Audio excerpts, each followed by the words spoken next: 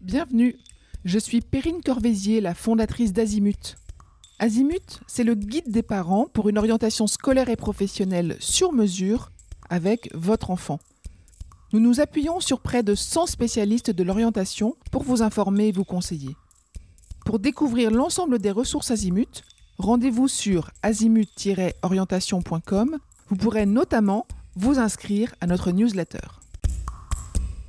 Entre novembre 2024 et janvier 2025, Azimut propose un programme de 15 webinaires destinés aux parents de futurs étudiants. Allez sur azimut-orientation.com pour le découvrir et réserver votre place gratuite.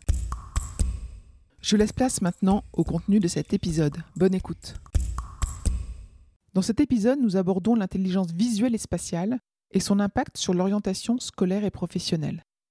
Selon Howard Gardner, l'intelligence visuelle et spatiale se manifeste par une capacité particulière à comprendre et à manipuler des formes et des espaces.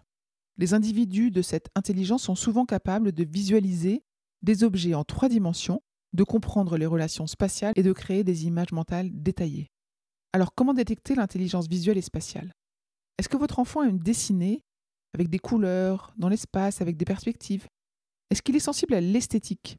Est-ce qu'il est observateur et remarque des détails ? Est-ce qu'il se souvient des visages et des lieux ? Est-ce qu'il se repère facilement ? Est-ce qu'il sait lire une carte ou un plan ? Est-ce qu'il comprend plus facilement grâce à des schémas ou des dessins ? Est-ce qu'il aime les puzzles ? Est-ce qu'il aime se créer des mondes imaginaires ? Ça peut être un signe de son intelligence visuelle et spatiale. Comment développer davantage l'intelligence visuelle et spatiale ? Alors pour apprendre, il faut travailler les notes par écrit, travailler avec des couleurs, dessiner, faire des croquis, créer ses propres cartes mentales, se faire des images mentales avec des associations de lieux, d'espaces.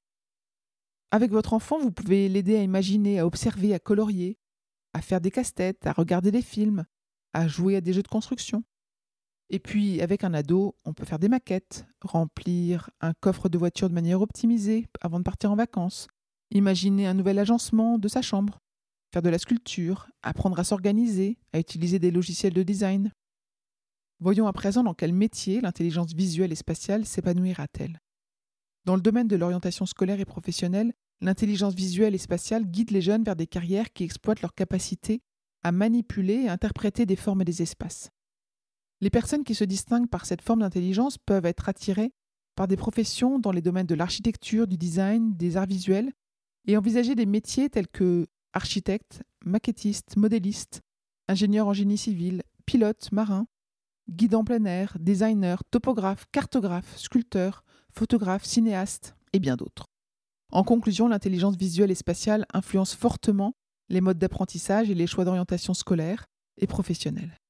En adaptant les méthodes pédagogiques et en guidant les jeunes vers des professions qui exploitent leur capacité à comprendre et à manipuler les formes et les espaces, nous pouvons maximiser leur potentiel et leur satisfaction professionnelle. Je vous retiens quelques instants.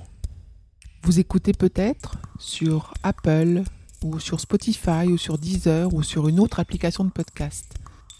Je voulais m'assurer que vous connaissiez l'existence de notre site azimut-orientation.com. Sur ce site, les contenus sont organisés par thématique et par situation.